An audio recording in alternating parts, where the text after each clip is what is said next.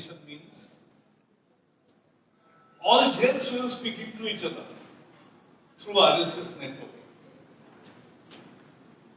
And there was a problem, there was an issue to be decided.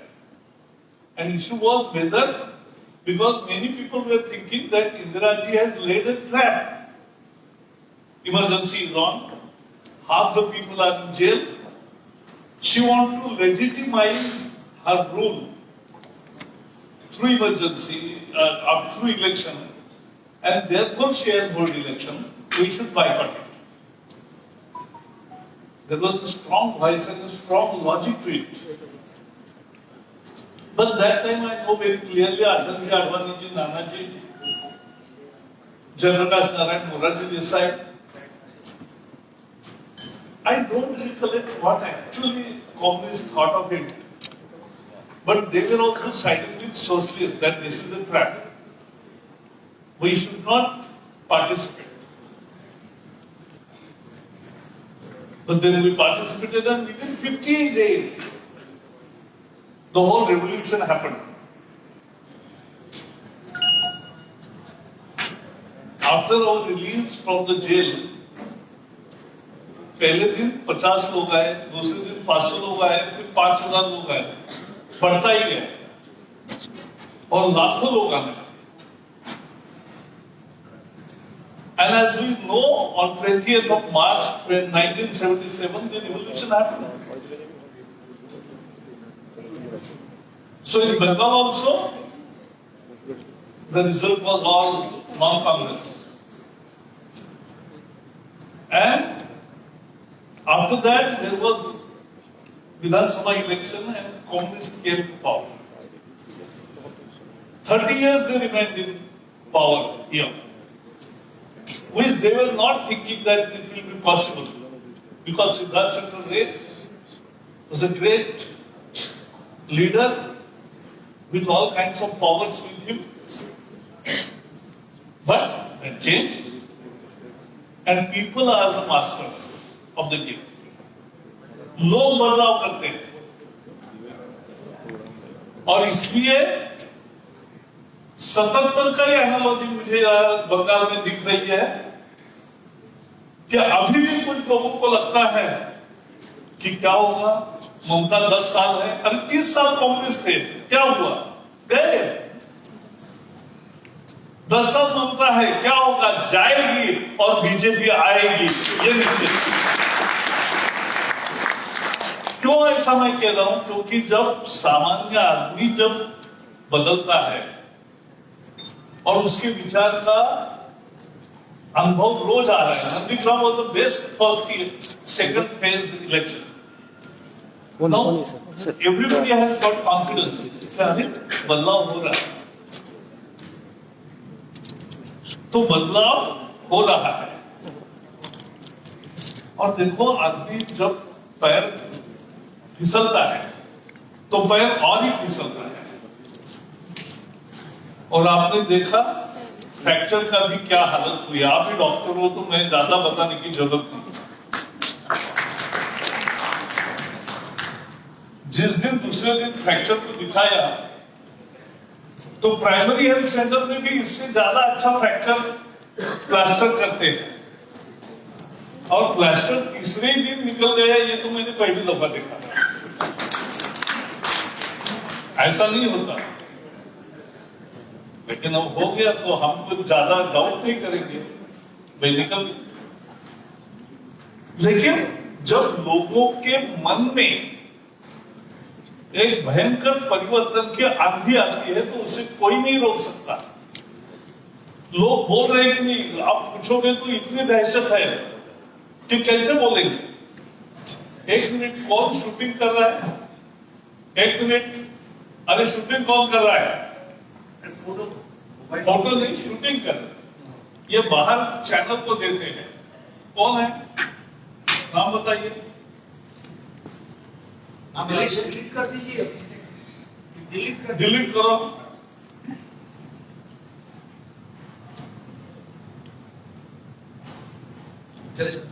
तो इसलिए मैंने 77 से शुरुआत की. और आपके सामने खड़ा रहने के बाद ही मुझे एकदम याद आया। तो जब लोग तय करते हैं तो कुछ भी फोर्सेस नहीं चलते, लोगों की जीत होती है और लोग भारी भारी तर्क देते हैं। आप भी जाके आपके कर्मचारियों को पूछिए। 14 में मोदी जी आने वाले थे तो मैं केसीआर जो अभी तेलंगाना के मुख्यमंत्री है उनके घर में, क्योंकि मैं उस समय वहां था, ऑर्गेनाइज को इंचार्ज था, तो नाश्ते पर गया। तो नाश्ते पर बैठा था तो चर्चा हो रही थी क्या होगा। मैंने कहा मोदी आएंगे। क्यों आएंगे? मैंने कहा छोड़ो, हम नहीं बोलेंगे। हमें जो इडली परोस रहा है उस बेटे से पूछा, नौकर था, उसको पूछा क्या रे किसको वोट दोगे? बोले मोदी। यही है। हम राजस्थान में थे लोकसभा के समय, तब 5-6 महिला भूमिहीन मजदूर खेती में, खेत के पेड़ के नीचे खाने पर बैठी थी दोपहर में। तो मैं गया उनके पास बैठा। मैंने कहा किसको वोट दोगे? बोले मोदी को। मैंने कहा क्यों? बोले वो गरीबी से आता है इसलिए गरीब की परवाह करता है। दूसरी जगह गया, लोगों को पूछा किसको वोट दोगे? बोले मोदी को। क्यों? बोले साहब न घर न दार न परिवार, 24 घंटे देश का ही काम करता, ऐसा ही आदमी प्रधानमंत्री चाहिए।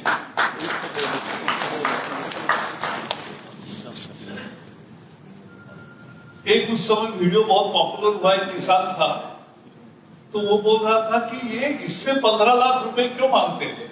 आपको मालूम है ना, विपक्षी दल 15 लाख रुपए कहाँ है, हमारे खाते में आए नहीं, ऐसा बोलते थे। तो बोले 15 लाख इनको क्यों मांगती, ये तो गरीब है। आपने पूरा जोधपुर जयपुर लूट के इमरजेंसी में ले गए, पैसा तो आपके पास है, आप बांटो।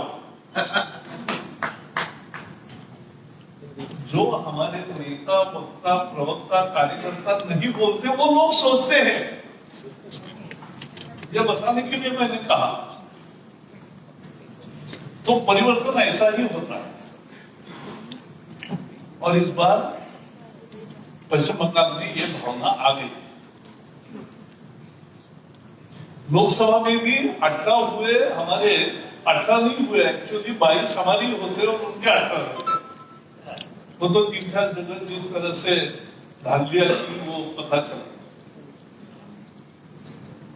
लोकसभा में ही लोगों ने अपना वर्डिंग दे दिया है।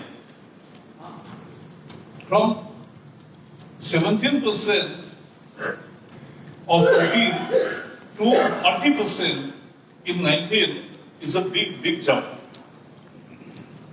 और इसलिए मेरा आप सबको रिक्वेस्ट ये है कि कलकत्ता का वोटिंग होना बाकी है। आपके संपर्क में जितने लोग हैं आप पहले उनसे बोलिए इंडिविजुअली। आपके नौकर, आपका ड्राइवर, वो जो बताएगा ना वो सही पहलू, सही समझ है, तो आपको कॉन्फिडेंस आएगा कि अरे सचमुच बदलाव हो रहा है। और वो आने के बाद आप सबको समझा भी सकते हैं और वो काम कर सकते हैं जो बहुत महत्वपूर्ण है। We are leaving no stone unturned. आज इसलिए डॉक्टरों की मीटिंग हो रही, मैं दूसरे फिल्म पर्सनलिटीज के साथ बीच में मिला और भी मिलूंगा।